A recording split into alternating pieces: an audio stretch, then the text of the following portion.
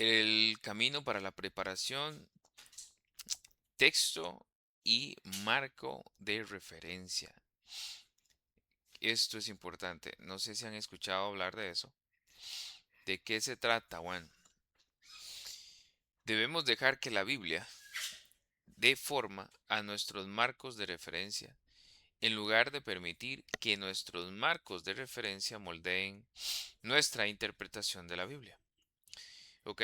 Entonces, lo correcto debe ser que el texto moldee mi marco de referencia y no que yo venga a leer el texto con mi marco de referencia y yo lo imponga en el texto. ¿Qué es más específicamente los marcos de referencia? Bueno, aquí en la explicación leemos. Todos nosotros tenemos marcos de referencia, ya sea teológica, política, terapéutica, guiada a la prosperidad cultural o social. Todos nosotros traemos nuestras suposiciones a la Biblia, nuestras experiencias personales, entrenamiento y deseos emergen cada vez que nos sentamos a estudiar un texto. Cuando nuestro estudio del texto desafía nuestros marcos, necesitamos decidir cuál tendrá prioridad. En otras palabras, necesitamos concientizarnos de nuestros marcos de referencia, como también de los de nuestra congregación, creyentes y no creyentes. Entonces, debemos dejar el texto ser soberano. En vez de hacerlo decir lo que quiero que diga, debemos escuchar lo que dice. De lo contrario, somos predicadores ebrios, usando la Biblia de la manera que un borracho usa un farol, más como soporte que como iluminación. Ve, por eso aquí el dibujo de este borrachillo bajo el farol este. Un borracho no va a usar el farol para iluminar su camino, lo va a usar para apoyarse en él. De la misma manera, todo predicador que tiene un marco de referencia, es decir, piensa que el texto dice lo que él piensa que dice, entonces va a leer el texto con ese marco de referencia y va entonces a inferir e imponer sus ideas, sus pensamientos, su propia teología sobre ese texto. Entonces, eso es un desafío, hermanos, ¿verdad? Esto es un desafío. El pastor Diego suele decir, incluso durante las predicaciones, que tenemos que leer la Biblia y quitarnos, en el caso de nosotros, los lentes ticos y ponernos lentes judíos, ¿verdad? Para leer la Biblia. Pero también tenemos que quitarnos nuestros lentes que a veces ni nos damos cuenta de nuestras propias presuposiciones que tenemos de ciertos textos, en los cuales ya hemos sido expuestos por otros pastores y nosotros, sin juicio, sin crítica, sin análisis, aceptamos el significado de esos textos y están ahí en nuestra mente, ¿verdad? A manera de anécdota, yo recuerdo que un día estaba exponiendo Apocalipsis, de hecho, y yo cité el texto que ahorita no recuerdo, pero que dice que el ladrón no vino para hurtar, sino para hurtar, matar y destruir, ¿verdad? Pero yo se lo asigné ese texto a Satanás. Y el pastor Diego me corrigió en privado y me decía, hermano, revisa ese texto porque vas a ver que no es referente a Satanás, eran los fariseos. Ciertamente, el enemigo se caracteriza por esas cosas, pero a quienes el texto hacía referencia era a Satanás. Entonces yo apliqué el texto dentro de mi propio marco de referencia porque así lo había aprendido y era un texto que no había estudiado en detalle. De la, en la predicación ahí simplemente sin incluso estar ese texto en mis notas, pero lo apliqué de esa forma, lo recordé de esa forma y estaba mal. Todos a nosotros nos ha pasado en algún momento, ojalá que no, pero nos ha pasado. Entonces, pero lo bueno es estar conscientes, recuerden la lección anterior, de nuestra incompetencia. Si yo estoy consciente de mi incompetencia, tengo que entonces recordar que en mí podrían haber ciertos marcos de referencia que podrían estarme distorsionando, polarizando la, el texto, de tal manera que yo no lo estoy viendo bien. ¿Qué tenemos que hacer? Bueno, aquí nos trae estrategias esta parte. Ora por claridad.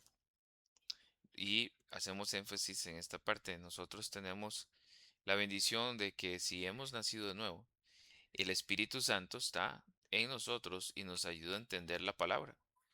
Él nos puede ayudar a identificar marcos de referencia que nos estén estorbando, que hayan que quitar.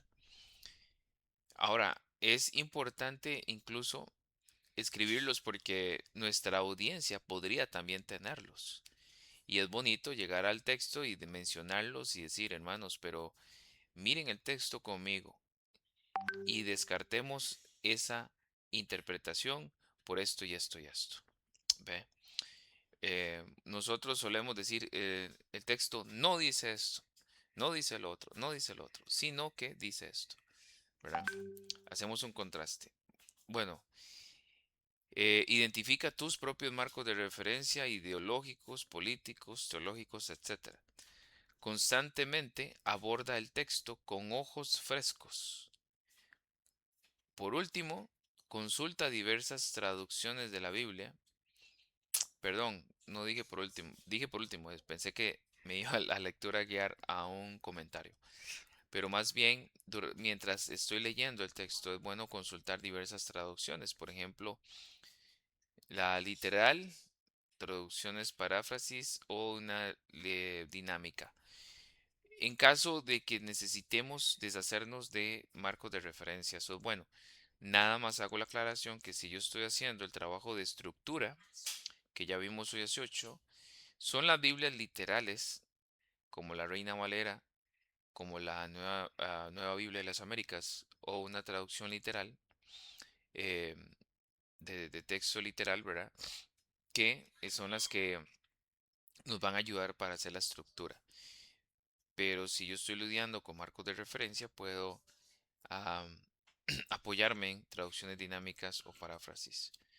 ¿Ok? En este punto, ¿hay algún comentario o pregunta o consulta? ¿Queda claro? Sí. Avanzamos. Muy bien. Vamos entonces a ver el contexto. Hoy 18 vimos la estructura. ¿Ok? Ahora voy a devolverme un poco para ubicarnos en el cuadrito, que es el camino de la preparación que estamos guiando. Aquí está. Estamos haciendo apenas este recorrido del texto a la audiencia principal, ¿verdad? Y eso le llamamos exégesis. Para llegar ahí hay que hacer esa exégesis de analizar la estructura, la línea melódica y los contextos. Hoy vamos a ver el contexto. Y dentro del contexto vamos a ver el inmediato, el contexto literario que no está por acá y el contexto histórico. ¿Ok?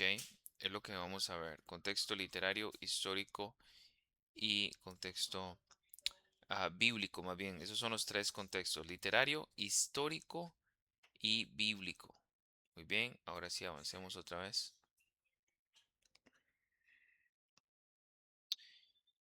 El principio de este punto, debemos entender el contexto para ver cómo la audiencia original entendió el texto. ¿Ven? Por eso es importante los marcos de referencia, quitárnoslos, ponernos los lentes judíos. Tenemos que hacer un esfuerzo por entender el texto como la audiencia lo entendió, porque el texto fue escrito a ellos, para nosotros, pero principalmente a ellos, ¿verdad? Entonces, en ese camino de preparación de exégesis tenemos que ver el contexto. Principio, ¿por qué el autor puso este pasaje aquí, en este preciso lugar en el libro? Esa es la pregunta. O sea, ¿por qué lo puso acá? ¿Qué tiene que ver este tema aquí? Y para eso vamos a ver entonces los contextos literarios, históricos y el contexto bíblico. Ah, por aquí me faltó el bíblico, pero lo pueden anotar. Es del texto, para ver el contexto, tengo que ir al literario y al histórico. Ah,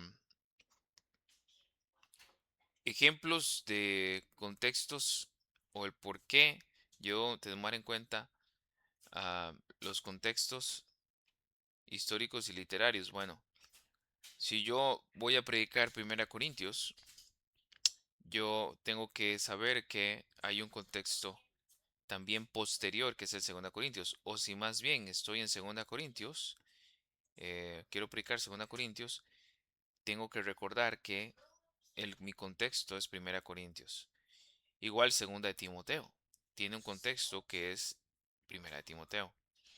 Si alguien quiere predicar Ruth, bueno, Ruth fue contemporánea, ¿verdad? En la época de los jueces y es importante que se tome en cuenta jueces si yo quiero estudiar Ruth.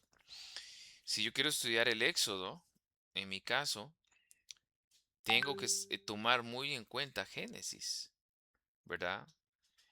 Y a mí me ayuda mucho Génesis y yo refresqué eso a la audiencia, a la iglesia del pasado, bueno, cuando pasé por Génesis 4, recordarán ustedes que Dios quiso matar a Moisés y ya lo había comisionado.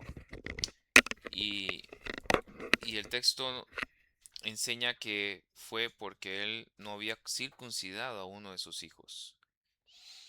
Entonces, ¿por qué era tan importante eso? Bueno, en Éxodo no vemos tanto el por qué, sino en Génesis, cuando vemos la señal del pacto abrahámico. En Génesis, bueno, 17 creo que es más que todo. El pacto se ve en el 12, 15 y 17, donde Dios le dio a Abraham la señal del pacto de la circuncisión, como señal del pacto abrahámico. Y el pueblo israelita sabía, ¿verdad? Sobre eso, Moisés sabía. Iba a ir a rescatar a un pueblo de ah, de la opresión de Egipto. No obstante, como líder, no llevaba el ejemplo básico de tener una familia circuncidada. De manera que eso es importantísimo y ayudó mucho a, al análisis de ese texto, el contexto en Génesis. Ok, entonces eh, eso es muy importante. Un ejemplo típico, si abrimos, por ejemplo, Mateo 18, 19, vayamos ahí para ver la importancia de ver el contexto literario en este texto. En estos ejemplos que di, esos son el contexto histórico. Ok, se puede ver mucho el contexto histórico. Pero veamos un ejemplo del contexto literario que muchas veces se ve en las iglesias, ¿verdad? Un pastor estaba escuchando que escuchó o supo de otro pastor que usó ese texto de Mateo 18, 19 en una boda, ¿verdad? Aplicándoselo al matrimonio que estaba ahí él celebrando ministrando en esa ocasión. Y les dijo a ellos Mateo 18, 19, que dice, si otra vez os digo que si dos de vosotros se pusieren de acuerdo en la tierra acerca de cualquier cosa que pidieren, les será hecho por mi Padre que está en los cielos. Y él estaba aplicando esto a la pareja, haciéndola pensar que Cristo estaba ahí de una manera especial, porque ellos estaban congregando para unirse en santo matrimonio y esto y lo otro. ¿Cuál es el problema de entonces, según este ejemplo, no tomar en cuenta el contexto literario, que es el contexto anterior y posterior? Bueno, recuerde que pueden participar. Si empezamos desde el 15, dice el texto, por tanto, si tu hermano peca contra ti, ve y repréndele estando tú y él solos. Si te oyere, has ganado a tu hermano. Mas si no te oyere, toma aún contigo a otro, perdón, a uno o dos, para que en boca de dos o tres testigos conste toda palabra. Si no los oyere a ellos, dilo a la iglesia. Si no oyere a la iglesia, tiene por gentil y publicano. Y entonces tenemos este texto. De cierto os digo que todo lo que atéis en la tierra será atado en el cielo, y todo lo que desatéis en la tierra será desatado en el cielo. Entonces, ese texto tiene un contexto, ¿verdad? ¿Y de qué se habla ese contexto? De disciplina. Es un contexto de disciplina. Entonces, no aplica para esa ocasión. Muchas iglesias, yo he escuchado que tal vez al culto, eh, en un culto de oración que lamentablemente es muy común que llegan poquitos y se usa este texto, bueno, como para animar, ¿verdad? No nos desanimamos, no nos desanimemos, esto y lo otro, em, porque, y citan ese texto, que Dios está con nosotros porque hay dos o más. Realmente, reitero, el texto lo que está enseñando es que cuando hay un proceso de disciplina, Cristo mismo va a estar ahí, porque es un asunto importantísimo. Y hay una presencia especial con el fin de restaurar, porque si luego leemos todo lo de los dos deudores, que es una parábola para reforzar el principio principal del proceso de disciplina, la restauración, es el perdón, es la misericordia, ¿verdad? Entonces, eso es un ejemplo que se da y eso es contexto literario. Eso es contexto literario. Si quisiéramos aplicar contexto bíblico, el contexto bíblico responde a la pregunta, ¿qué dice el resto de la escritura sobre ese texto? Entonces, por ejemplo, nos vamos a Deuteronomio 19:15, ¿verdad? Porque el Espíritu Santo no piensa en el vacío, todo tiene un contexto y mucho de lo que del modo operandi en el Nuevo Testamento tiene su base en el Viejo, ¿sí? Entonces, en el Deuteronomio que dije 19, ¿verdad? Pastor,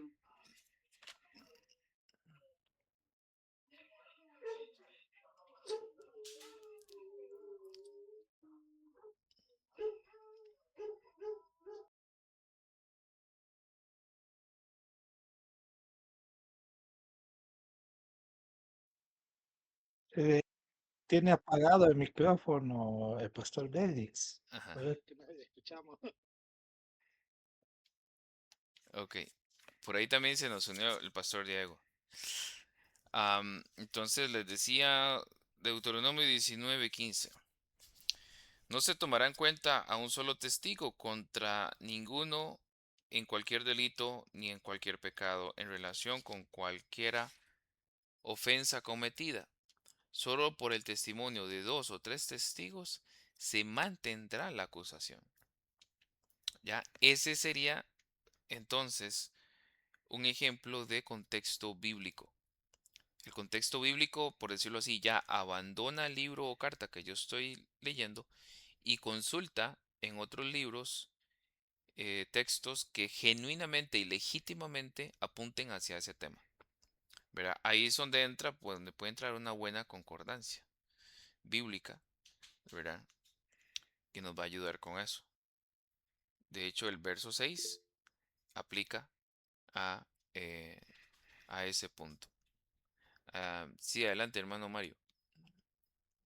Pastor, entonces el contexto bíblico tiene que ver con tomar varios textos dentro de la Biblia para apoyar una idea bíblica, por así decirlo. Sí, el contexto bíblico iría, ven el dibujo aquí de la esfera, ¿verdad? Tenemos el texto, tenemos el contexto literario, que es los textos que están antes y después de mi texto. El contexto histórico, que es las circunstancias de esa audiencia, ¿verdad? En particular, ahorita vamos a ver un ejemplo puntual de estos dos. Y luego aquí afuera, que no olvidé ponerlo, iría como por decirlo así, contexto bíblico, que ya son textos fuera del libro o la carta que estamos estudiando, que apuntan a esa misma idea. Exacto. En el caso de Mateo 18:16, Deuteronomio 19:15, es la misma idea. Es el mismo modo de cómo tratar con una ofensa en el Antiguo Testamento. Ahora Cristo trae esa aplicación a la iglesia, ¿verdad? Entonces, ese sería el contexto bíblico correcto. Otro ejemplo, por ejemplo, que a mí me sirvió mucho, y en teología, cuando yo estoy enseñando los pactos en la iglesia, capítulo 7 de la confesión, y un texto clave es, ¿verdad? Cuando hacemos entonces el contexto bíblico, para apoyar la idea de que hubo un pacto de obras en Génesis 2:17 y 16, es Oseas 6:7. Y ahí yo haría contexto bíblico. Me estoy saliendo de Génesis, consulto con otro profeta y Oseas 6:7 cita el autor claramente acusando a Israel que de quebrantar el pacto como lo hizo Adán. Entonces tengo la palabra pacto, tengo una situación igual con Israel, están quebrantando el pacto y me cita a Adán. Por lo tanto, el profeta está añadiendo la palabra pacto y está aplicando que Adán rompió el pacto y le está diciendo a Israel, ustedes como Adán también rompieron el pacto. Entonces me sirve de un apoyo fundamental, es una cita importantísima cuando uno ve el pacto de obras en Génesis. Ese sería el contexto bíblico, ¿ve? Me estoy saliendo del libro y estoy yéndome más allá de la Biblia, más dentro de la Biblia, ¿verdad? Estoy avanzando, expandiendo el horizonte, el espectro de la Biblia para encontrar un texto que sea legítimo y apunte a esa idea o a ese texto también, ¿verdad? Informa ese texto. Todos los contextos tienen que informarme al texto, porque no todo informa legítimamente, ¿sí? Entonces, todo contexto, si hay algo que me informe a mi texto, yo lo puedo usar para darle más cuerpo al punto, ¿verdad? Por ejemplo, ¿recuerdan que vimos Éxodo 17 la otra vez cuando Israel murmuró porque tenían sed? Em, un contexto literario sería los capítulos anteriores y posteriores. En este caso yo me voy para atrás y como yo les mencioné, otra vez están murmurando, a pesar de que Dios en ese momento ya les está dando de manera milagrosa maná y codornices en ese momento. ¿Cómo lo sabemos? Por el contexto anterior, ¿verdad? Entonces eso refuerza la idea de un Israel incrédulo, terco, que está tentando a Dios. ¿Qué es un recurso para ver a Cristo en ese texto? Bueno, el contexto bíblico. Para el contexto bíblico, yo me tengo que salir de Éxodo y empezar a buscarle un significado legítimo a la roca para encontrar a Cristo. Y Pablo cita en 1 Corintios 10:4 que la roca era Cristo, en el mismo contexto, ¿verdad? Entonces, el contexto bíblico me ayudó a ver a Cristo, ¿verdad? Que no está tal vez tan evidente en el texto. Y yo pude entonces predicar a Cristo legítimamente porque el contexto bíblico me está informando al texto y me está ayudando a ver a Cristo, ¿sí? Ahorita vamos a ver más puntualmente ejemplos, sobre todo del contexto literario histórico, para un ejercicio que vamos a hacer juntos. Muy bien. Ejemplos negativos, entonces tenemos, está bien, ¿verdad? No sé si quedó, si hay cualquier cosa me hacen preguntas. Vimos Mateo 18-19 como un ejemplo negativo de no consultar al contexto literario y cómo se usa mal. Un ejemplo muy popular es Filipenses 4:13, ¿verdad? Cuando en el contexto literario informa que todo lo puedo en Cristo que me fortalece, sí, pero en un contexto de abundancia o de escasez de bienes materiales, ¿verdad? Está hablando en esas etapas de la vida, según Pablo, cuando hay escasez o hay abundancia y en ambas necesitamos ser fortalecidos y podemos decir en medio de esas circunstancias, todo lo puedo en Cristo que me fortalece. También hemos visto Apocalipsis 3:20. He aquí yo estoy a la puerta y llamo, si alguno oye mi voz y abre la puerta, yo cenaré con él y él conmigo.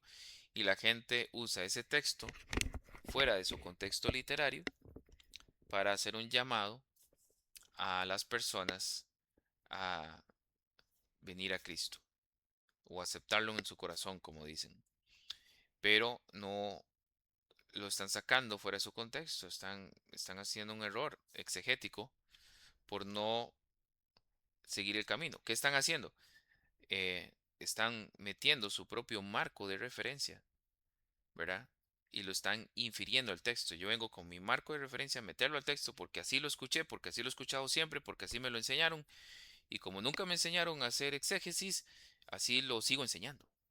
Y eso es un error exegético, de exégesis que se transmite de generación en generación, ¿verdad? Entonces, cuando eso no es lo que quiere decir el texto. ¿Cómo podemos interpretar la parte de cenaré con él y él conmigo? Bueno, haciendo teología, sacando el contexto bíblico. Yo cuando pasé por ahí y vi el punto de cenar, tú dices, bueno, la única parte, y le está hablando a una iglesia, o sea, está hablando de la cena del Señor. Entonces, el contexto bíblico me ayuda a mí para apoyarme en ese texto y puedo ir a 1 Corintios 11 y hacer el mismo análisis, el mismo problema que tenía la iglesia de Corinto, que era falta de amor, también lo estaba teniendo la iglesia de la Odisea. Y Jesús, por ese problema, no estaba no tenía esa presencia, la iglesia no tenía esa presencia de Jesús cuando celebraban la cena. Por eso Jesús dice, si se arrepienten, yo cenaré con ellos, ¿verdad? Entonces, en eso me ayudó mucho el contexto bíblico. Ve, me salí de Apocalipsis, tomé de 1 Corintios 11 para informarme al texto y entender mejor la parte de la cena que Jesús habla. ¿Ok? En ese sentido usamos eso. Sí, sí, Eso dime. Ajá. qué importante ese punto, la verdad, yo no lo había visto honestamente desde esa perspectiva de la cena del Señor. Y ahorita que usted lo menciona, pues me aclara mucho y me hace mucho sentido porque el mensaje está hacia una iglesia. Entonces, viendo eso, sí me hace mucho sentido, la verdad. Gracias más bien por ese dato. Hermano, y así aprendemos de buenos predicadores que Así es. hacen buena exégesis. Ve, y es un ejercicio que si nosotros nos entendemos el valor de esto, nuestras predicaciones van a mantenerse en la línea y van a respetar el significado del texto, el punto principal del texto, ¿verdad? Ujú. Entonces, en eso nos ayuda el contexto bíblico, ¿verdad? Bien, entonces, ahora sí, vamos a hacer un ejercicio juntos con Primera de Corintios 13, ¿ok? Y vamos a ver eh, Corintios 13 bajo la idea o tomando en cuenta el contexto entonces, el texto, el contexto literario, el contexto histórico, sobre todo esas dos. ¿Alguien recuerda o ha sabido, o no sé si incluso, yo no he tenido todavía la, la bendición de celebrar un matrimonio, sí ya he celebrado lamentablemente un funeral, pero sí sé que en matrimonios se han tomado 1 Corintios 13, ¿verdad?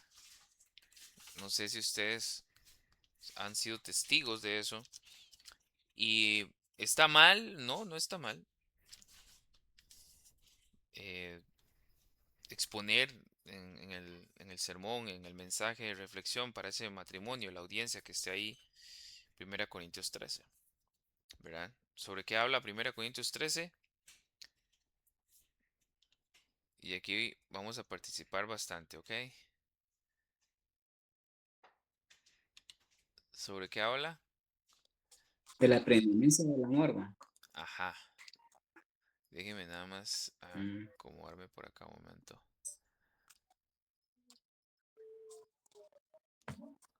Sí, de la preeminencia del amor. Eh, Me salí de la presentación.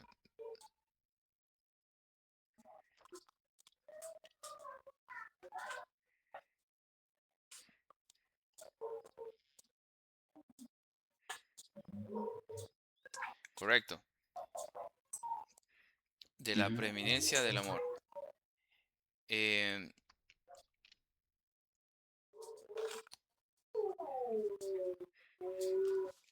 ¿Y qué opinan ustedes? ¿Está Pablo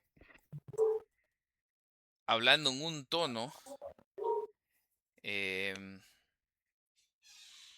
por decirlo así, pacífico, llevando a la audiencia a que tienen que amarse más y enseñarles a ellos lo que es amor y darle una lección de amor en ese sentido? ¿O el tono de Pablo es otro? Es otro tono. Pablo quiere enseñarle a la iglesia algo más que simplemente una lista de cualidades del amor y cómo se refleja el amor, ¿verdad? Bueno, averigüémoslo juntos, ¿ok? Am, y vamos a ver entonces lo que son los contextos literarios y el contexto am, histórico, ¿ok? ujú. Por favor, vayan conmigo a 1 Corintios entonces 12, ¿ok? Y 1 Corintios 13, 14, perdón. El 12:1, y aquí entramos un poquito al contexto, ¿verdad? Histórico. Dice, no quiero hermanos que ignoréis acerca de los dones espirituales. No sé si alguno tiene, estoy con la Biblia Reina Valera. Vea qué importante es consultar con otras Biblias literales. Voy a abrir por acá la de las Américas y vamos a leerlo también en la de las Américas. Eh, 1 Corintios, aquí está, 12. La Reina Valera dice, no quiero hermanos que ignoréis acerca de los dones. La de las Américas dice, en cuanto a los dones espirituales, y la palabra dones viene en letra itálica. Cuando la letra viene en itálica, quiere decir que eh, hay algo que tiene que ver con la crítica textual y que probablemente esa palabra no estaba en los textos originales. Entonces ya uno se mete un poquito más a la gramática, al griego, y realmente lo que Pablo está diciendo ahí es en cuanto a lo espiritual, ¿ok? En cuanto a esto. Recordemos que Corintios fue escrita para una iglesia que tenía muchas preguntas y necesitaba ser aclarada en diferentes temas. Ahorita vamos a ver un poco de eso. Entonces, habla de cómo luce alguien verdaderamente espiritual. ¿Cómo luce eso? ¿Ok? Es una ah, interrogante que tenían los corintios. ¿Cómo luce alguien espiritual? Y Pablo va incluso en el capítulo 12 tocando desde ya un tema importante, que es el amor entre ellos, porque ellos pensaban, ¿verdad?, que tenía que ver con los dones, ¿verdad? El ser espiritual tenía que ver con dones, pero Pablo en el capítulo 12, aunque toca el tema de algunos dones espirituales, va enfatizando más el amor entre, de entre uno para con el otro. Vean el 18, por ejemplo, más ahora del capítulo 12, más ahora Dios ha colocado los miembros, cada uno de ellos, en el cuerpo como Él quiso. Verso 22. Más bien los miembros del cuerpo que parecen más débiles son los más necesarios. Verso 25. Para que no haya desaveniencia en el cuerpo, sino que los miembros todos se preocupen los unos por los otros. ¿Ok? Entonces, el capítulo 12, verso 1, me viene hablando a mí de cómo luce alguien espiritual. Verso 14, capítulo 14, verso 1. Eh, Procuren alcanzar el amor, dice la Reina Valera. Seguid el amor y procurad los dones espirituales, pero sobre todo que profeticéis. Igualmente, en el capítulo 14, la palabra dones viene en itálica. O sea, más bien, Pablo les está diciendo que procuren ardientemente ser espirituales. Procuren alcanzar el amor, pero también deseen ardientemente lo espiritual, sobre todo que profeticen. El don preferido de los corintios, ¿saben cuál era? ¿Alguno recuerda cuál era el don de los preferidos de los corintios? de lenguas. El de lenguas. Correcto. ¿Y el don preferido, Pablo? Pablo, bueno, Pablo, por eso hace mención en el 13 que es acerca del amor. Ujú. Ajá. ¿Y en el 14? Y 14 dice que profeticen. Sí, sí, sí, sí. Excelente. Y digo eso por Ujú. algo muy importante que vamos a ver. El don preferido, Pablo, era, en cuanto a los dones, ¿verdad? El de profecía. ¿Ok? Pero, la Biblia textual, la parte donde dice dones lo traduce como cosas. Ok. La textual así lo traduce. Ujú. Ve, entonces, y vea qué importante es, o sea, cuando uno lo lee sin sin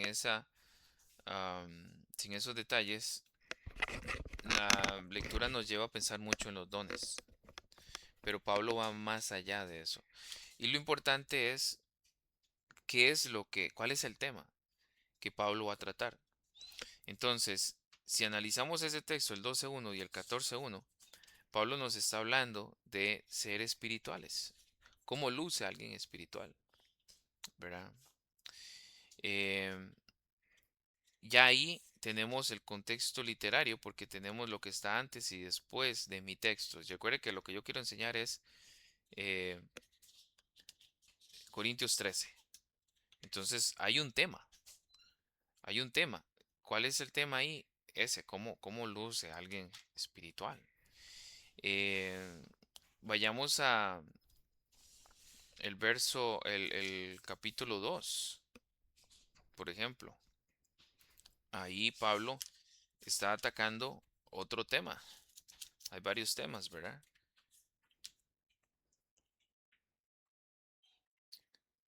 Verso 1, por ejemplo. En cuanto a ustedes, hermanos, proclamándoles el testimonio de Dios, no fui con superioridad de palabra o sabiduría. Me propuse saber entre ustedes, excepto a Cristo y ese crucificado. Y viene hablando Pablo también de la predicación sana que él hizo, y ahí inicia un tema en donde encontramos luego en el capítulo 3 el problema, ¿verdad? Eh, que era, vean el capítulo 3. Así que yo, hermano, no pude hablarles como espirituales, sino como a carnales, como a niños en Cristo. ¿Por qué? Porque había inmadurez entre ellos. Vea el verso 2:6. Sin embargo, hablamos sabiduría entre los que han alcanzado madurez, pero una sabiduría no de este siglo. ¿Ok? Pablo viene atacando mucho la inmadurez de ellos, que tiene que ver con el capítulo 13, muchísimo. ¿Ok? Ahí hay un tema. En el 4, en el del 12 en adelante, se va viendo también el problema que había con ellos, que era el de divisiones, porque en su inmadurez seguían a líderes, ¿verdad? Capítulo 3, verso 3. Porque todavía son carnales, pues habiendo celos y discusiones entre ustedes, no son carnales y andan como hombres del mundo. Porque cuando dice yo soy de Pablo, el otro yo soy de Apolo, no son como hombres del mundo, que pues es Apolo y que es Pablo, servidores mediante los cuales ustedes han creído, según el Señor dio oportunidad a cada uno. Entonces ellos tenían bandos, ¿ok? Por su inmadurez y su falta más bien de espiritualidad. Entonces, por ejemplo, lo que quiero que vean es que hay temas que Pablo viene abordando en la carta de Corinto, ¿verdad? Si avanzamos al capítulo 5, eh, ¿qué encontramos ahí?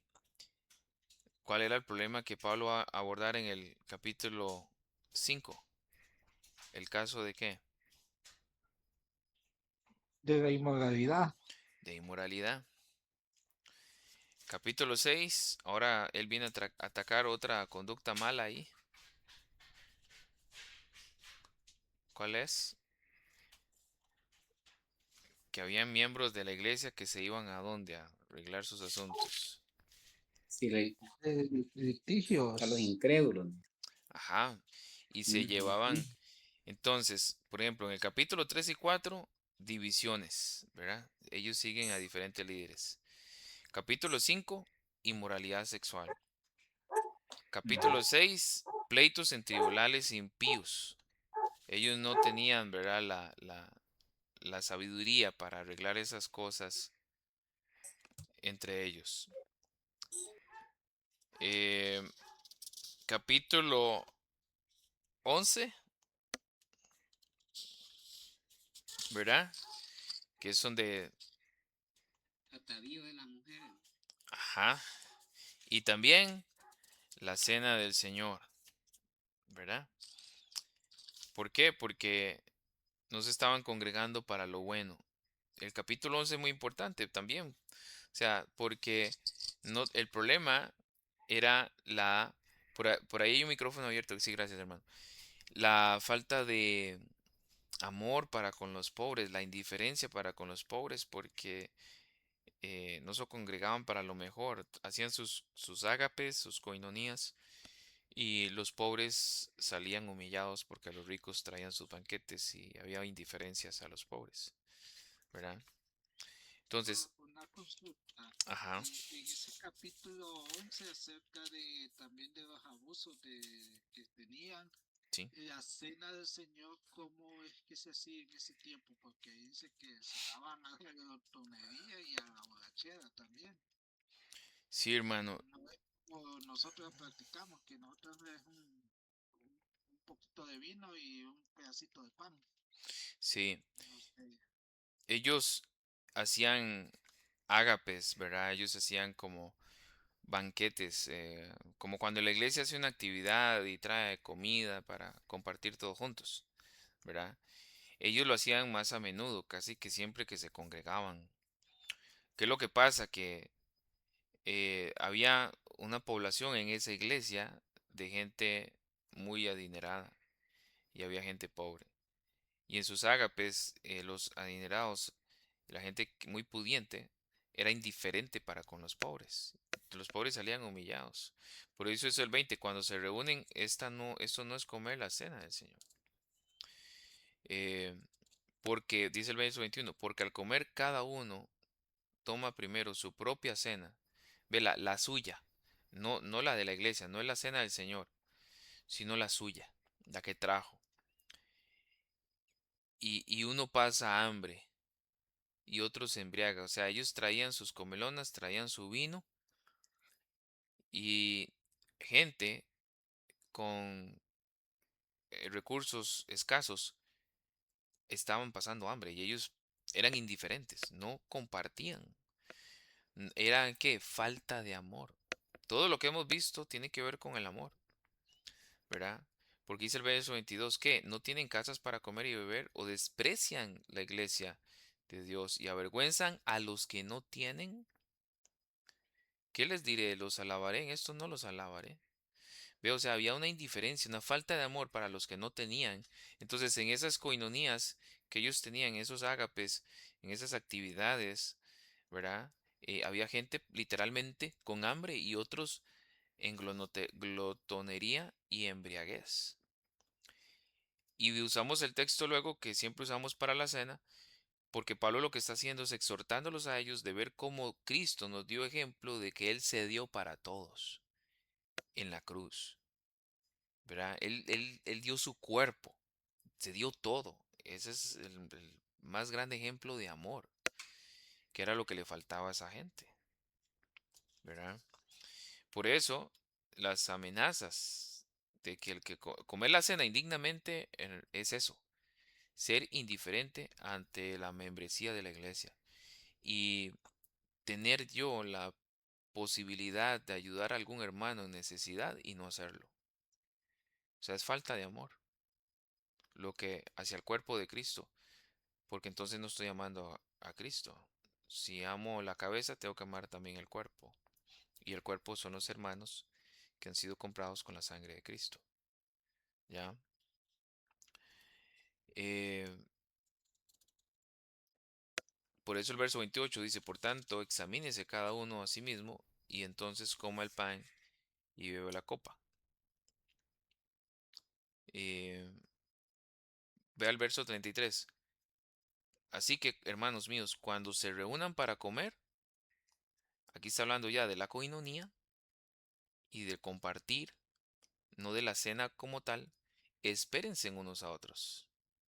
Si alguien tiene hambre, coma en su casa, para que no se reúnan para juicio. Ve, entonces, era un tema de indiferencia en esas coinonías donde se hacían sus almuerzos y su compartir. Entonces, también tenían, por supuesto, en cultos, ¿verdad? O sea, era parte no de la liturgia como tal del culto público, pero sí como parte de sus reuniones públicas, donde tenían ese compartir, pero eran indiferentes para aquellos que no podían compartir, sino que más bien estaban en necesidad. ¿Ya? Entonces Pablo les dice que les da esa exhortación. Y entonces cuando toman la cena del Señor, ya la pueden tomar dignamente. No sé si queda claro. ¿Y qué es lo que estamos haciendo con ese ejercicio? Bueno, haciendo uso del contexto literario, ¿verdad? Está el texto que usamos para la cena del Señor y el texto literario, el contexto anterior y posterior, para ver el análisis de qué está pasando con ellos. Más o menos claro, hermano. Sí, perfecto. Ven, entonces, em, ¿qué más está pasando con la carta? Em, en el capítulo 8, por ejemplo, es otro tema que Pablo habla de la libertad cristiana. Y La reina de la Nueva Biblia de las Américas dice en cuanto a los sacrificados a los ídolos, ¿verdad? O sea, el punto ahora es, Pablo, como que si los corintios estuvieran preguntando, ahora, ¿qué podemos comer? ¿Verdad? ¿Qué podemos comer? En el capítulo 12, entonces ahora entramos a la pregunta, ¿cómo funcionan los dones? O qué significa ser espiritual? ¿Sí? Entonces, teniendo todo eso en cuenta, ahí hemos hecho un análisis del contexto literario y del contexto histórico. El contexto histórico es el que informa las circunstancias de esta iglesia. ¿Ok? Al analizar los textos anteriores, los capítulos anteriores, vemos el problema del circunstancial de esta iglesia, que ya sabemos que está en un puerto, que era una ciudad muy, muy pagana, muy lujuriosa, y ellos son rescatados, pero aún ahí viven en medio de esta cultura, entonces tienen prácticas todavía que tienen que purgarse y se están preguntando entonces de los sacrificados, los ídolos y eso, qué podemos comer, cómo funciona la vestimenta, ¿verdad? Ahora internamente los dones, qué significan o qué significa ser más bien un ser espiritual, tiene que ver con tener dones o qué. Ah, lo de los tribunales, ¿verdad? Si uno estudia lo de los tribunales, eso era horrible. Los tribunales eran impíos, eran injustos y el que tenía más dinero iba a ganar y humillar al otro. Por eso Pablo les dice, resuelvan eso dentro de la iglesia y si más bien pueden sufrir el agravio, mejor, ¿verdad? Entonces, todo eso es contexto histórico. Ahora, teniendo todo eso en mente y vemos que en todas estas preguntas y temas que Pablo va abordando en la carta, una cosa en común tienen, que es lo que Pablo va a abordar, ¿verdad? Vea cómo termina el capítulo 12, verso 30. ¿Acaso tienen todos los dones de sanidad? ¿Acaso hablan todos en lenguas? ¿Acaso interpretan todos? Pero deseen ardientemente los mejores dones. Y aún yo les muestro un camino más excelente. O sea, Pablo no dice que tener dones está mal, pero ahora Pablo va a atacar el problema de ellos. Entonces, veamos ahora 1 Corintios 13, ya nos quitamos el marco de referencia, que es un textito romántico de amor y qué lindo el amor, y veamos eso como con esos lentes románticos, ticos, en el caso mío. Pongámonos los lentes de los corintios, como ellos leyeron esto. Si yo hablara lenguas angélicas, ¿verdad? ¿Cuál era el don favorito de los corintios? Las lenguas, dijeron ustedes. Así es. Vea como Pablo le está diciendo a ellos. Ustedes pueden tener la lengua favorita y todos, pero no tengo amor. He llegado a ser como un metal que resuena o símbolo que retiñe. ¿Ok? Entonces, Pablo aquí les está hablando en otro tono, hermanos. Pablo les está regañando porque ellos no les estaba faltando amor. Les está atacando a su don preferido. Pero si ustedes no tienen amor, eso no sirve de nada. ¿Ok? No sirve de nada. Ah, verso 4. ¿Cuál era el don preferido de Pablo? El de profecía. ¿Cierto? Ve al verso 2. ¿Iba a decir algo, hermano? Quiero que abrir el micrófono. No, es que repetí lo mismo Ajá. del don preferido de Corintios. Sí.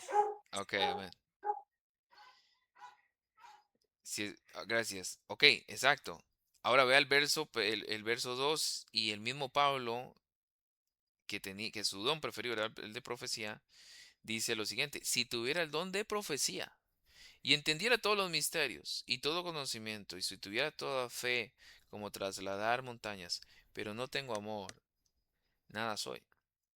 Pablo le está dando a la raíz del problema en toda la carta, la falta de amor, los está exhortando, ¿verdad? Al amor. Si yo tuviera todos los dones para dar a comer a los pobres y entregara mi cuerpo para ser quemado y no tengo amor, de nada me aprovecha. Y ya luego empieza a describir el amor. Eh, para no leerlo todo, miremos ahora el verso 11. Cuando yo era niño, hablaba como niño, pensaba como niño, razonaba como niño, pero cuando llegué a ser hombre, dejé las cosas de niño. Vayamos entonces a 1 Corintios, verso 1, 3, 1, capítulo 3, verso 1, perdón. Pablo les vuelve a tocar o a mencionar la palabra niños. Entonces, cuando yo hago contexto histórico dentro de la carta, me informa a mi texto, en este caso 1 Corintios 13, 1 Corintios 3:1 informa. Vea lo que dice el 3:1. Así que yo, hermanos, no pude hablarles como espirituales, sino como a carnales, como a niños en Cristo. Y si me devuelvo entonces al pasaje donde Pablo dice en el 11 del capítulo 13, cuando yo era niño, hablaba como niño, pensaba como niño, razonaba como niño, pero cuando llegué a ser hombre, dejé las cosas de niño. ¿Qué les está diciendo Pablo a ellos? Por su falta de amor, aunque tengan todos los dones, ustedes seguirán siendo unos niños espirituales, unos carnales. Explico, hermanos, o sea, eh, son niños en Cristo, a pesar de que tienen todos los dones. ¿Ok? Es un problema para ellos. En otras palabras, ustedes no son espirituales, porque esa es la pregunta que tal vez ellos están haciendo en el tema que Pablo entra en el capítulo 12, en cuanto a los dones espirituales o en cuanto a las cosas espirituales, o sea, en cuanto a lo espiritual, ¿cómo luce alguien espiritual? ¿Cómo luce ese espiritual? Por los dones. Sí, Pablo habla un poquito de los dones, pero viene hablando más del amor hacia los miembros, el respeto a los miembros, el no despreciar a los miembros. Y aquí, ¿qué les dice? Amor. Si ustedes no se aman, como lo describe el amor Pablo acá, entonces ustedes no son espirituales, son inmaduros, siguen siendo unos niños en Cristo. ¿Por qué? Por su falta de amor. Ya, hermanos, entonces, ¿qué está pasando en 1 Corintios 13? Es, Pablo quiere hablarle de una manera romántica, de que profundicen en cómo luce el amor, o está hablando en un tono de regaño, de exhortación a una iglesia que evidentemente por todo el contexto histórico que hemos visto en la carta hasta acá, le hace falta amor. ¿Cuál de los dos?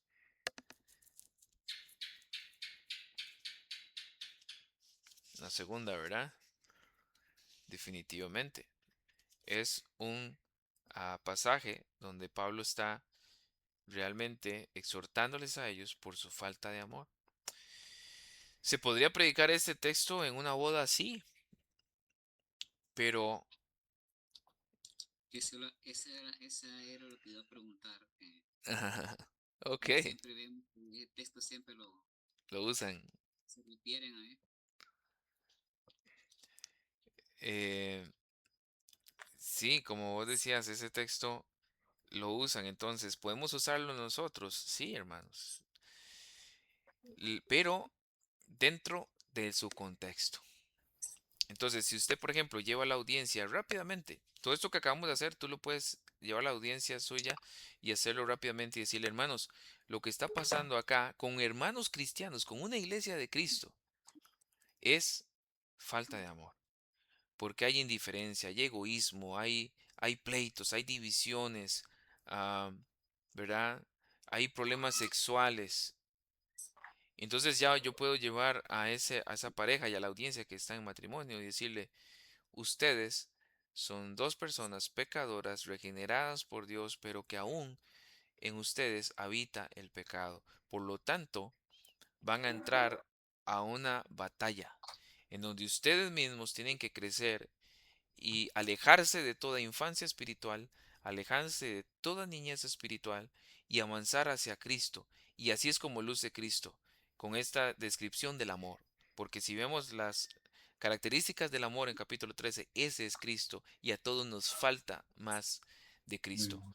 Entonces, siempre y cuando yo explique a la audiencia que esto es un regaño, pero yo no voy a regañarlos a ellos. Yo voy a decirle, hermanos, esto fue un regaño para Corinto, pero para nosotros son palabras necesarias que nos tienen que eh, dar a entender a nosotros que aún estamos en este cuerpo caído y que luchamos con nuestro pecado y ahora usted está luchando con su pecado y va a tener que convivir con otra persona que está luchando también con el pecado de ella y que cuando tengan hijos más pecadores son en el núcleo familiar, por lo tanto más problemas y más retos, pero debe reinar el amor, tienen que abandonar la niñez espiritual, avancen hacia Cristo, ¿verdad? Fórmense como Cristo y maduren y cultiven esta, estas características del amor en ustedes. ¿Cuál texto, como un contexto bíblico, me puede informar a mi texto y ayudarme con mi texto? Bueno, el fruto del Espíritu en Gálatas, ¿verdad? El fruto del Espíritu es amor, ¿verdad? Parte del fruto es amor. Entonces, yo también puedo apoyarme en Gálatas capítulo 5 y traer eso a mi texto y decir, hermanos, entonces, ¿qué necesitamos? Más fruto del Espíritu Santo en nosotros, que ese fruto se vaya madurando. Ve, entonces es una exhortación a la madurez y a que mi mente abandone toda actitud infantil espiritual, ¿verdad? Toda indiferencia hacia el otro. Ahora yo tengo que pensar en el otro, no solamente en mi propia barriga, que era como lo pensaban ellos en la cena. Tengo que pensar en la satisfacción sexual del otro, en la estabilidad emocional del otro, en cultivar la espiritualidad del otro, en orar por el otro. O sea, todas estas cosas, esta dinámica amorosa tiene que estar ahí. Entonces sí se puede, claro que sí, pero legítimamente dentro de ese contexto que ya hemos analizado. Por eso es tan importante el contexto. Ven, entonces, mira, Creo que sería el primero pastor que escuchara yo dar una boda así. ajá, Nunca había escuchado así. Normalmente cuando se toca ese tema en una boda es puro romanticismo. ajá, exacto, agarran Y- el texto y lo hacen romántico. Y, Sí, y seamos sinceros, digamos, yo en mis primeras camino cristiano, ¿verdad? Uno pasa por ahí y lo ve muy romántico. Pero hermanos, es por lo mismo, porque eh, en el caso mío, mi formación como cristiano, no me enseñaron a hacer exégesis. Esto es algo que la iglesia debe aprender. ¿Y cómo la iglesia puede ir aprendiéndolo? Primero que nada, escuchándonos. Porque como vimos al inicio, estamos enseñándole a la iglesia a leer la Biblia. Y entonces cuando predicamos la Biblia así, le estamos enseñando a la iglesia a leerla. ¿Ok? Em, otro detalle que nos da el texto, Corintios 4, 13, 4, dice, el amor es paciente y bondadoso. El amor no tiene envidia, ¿verdad? No es jactancioso, no es arrogante. Y si vamos a 1 Corintios 4, 6, para que confirmemos todavía más que el tono es de exhortación. Como Pablo le está diciendo, ustedes han sido arrogantes, el amor no es así. 1 Corintios 4, 6 dice, en esto hermanos lo he aplicado en sentido figurado a mí mismo y a Apolos por amor a ustedes, porque en nosotros aprendan, para que en nosotros aprendan a no sobrepasar lo que está escrito, para que ninguno de ustedes se vuelva arrogante a favor del uno contra el otro. Pablo está atacando la arrogancia o que se envanecen. ¿Por qué? Porque si consideraban yo soy de Polo, yo soy de Pablo, yo soy de Cristo, bla, bla, bla, había arrogancia en ellos. 4:18 también. Algunos de ustedes se han vuelto arrogantes, como si yo no hubiera de irlo a verlos. 5:2. Ustedes se han vuelto arrogantes en lugar de haberse entristecido. para que el que de entre ustedes ha cometido esta acción fuera expulsado de en medio de ustedes. Entonces, el contexto histórico me está informando a mi texto. ¿Ve? Pablo ya venía hablando de la arrogancia.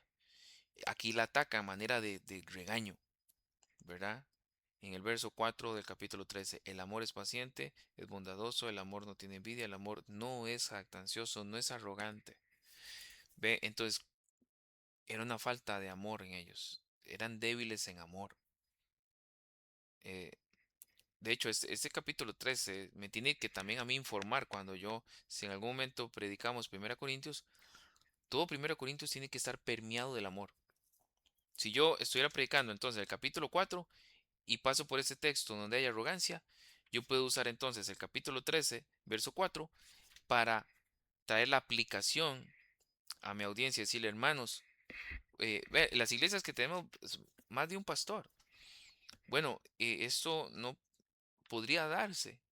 Que hay hermanos que dicen, no, a mí me gusta más como predica Mario, no, a mí me gusta más como predica Delix. Y yo soy de aquel, no, hermanos, eso no tiene que ser así.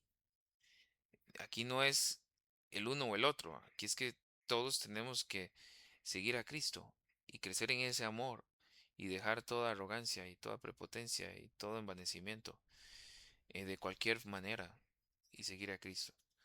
Ve, entonces, eh, tenemos que analizar, hacer un análisis de cómo el contexto me está informando a mi texto.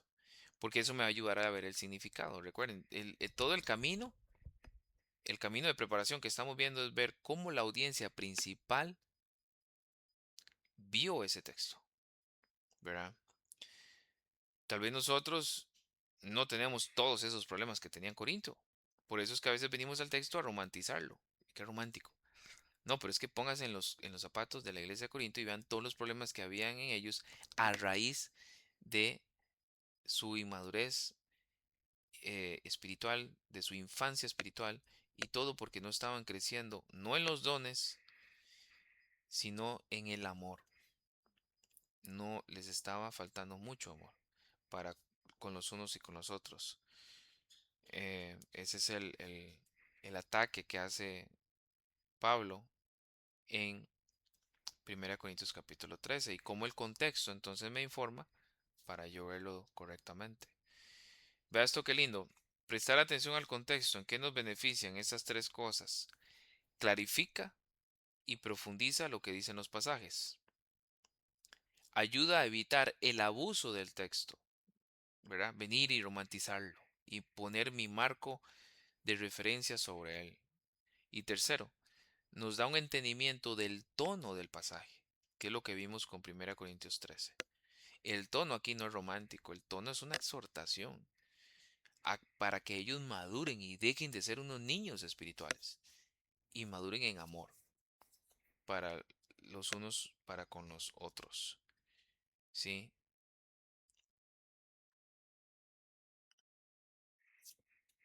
Es- ¿Algún comentario o pregunta, hermanos?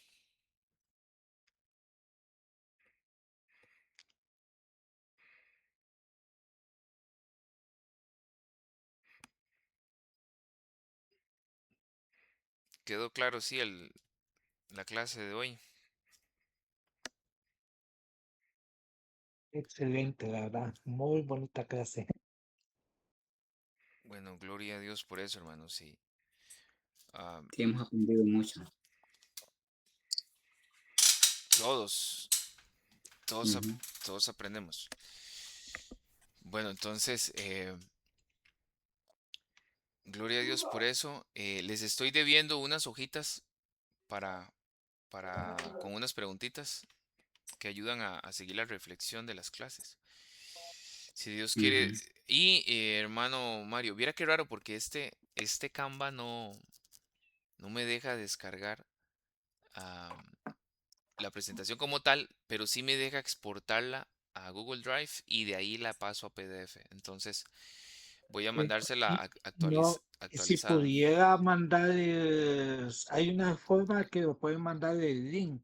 Si usted me manda el link, yo puedo acceder a ella y yo sí puedo convertir a PPT, porque tengo el premium. Ah, ok. Si es que él me deja descargarla en PowerPoint, Ajá. pero no sé por qué, como que da un error con algún contenido, no me lo está como, am, no me lo está como, Ok.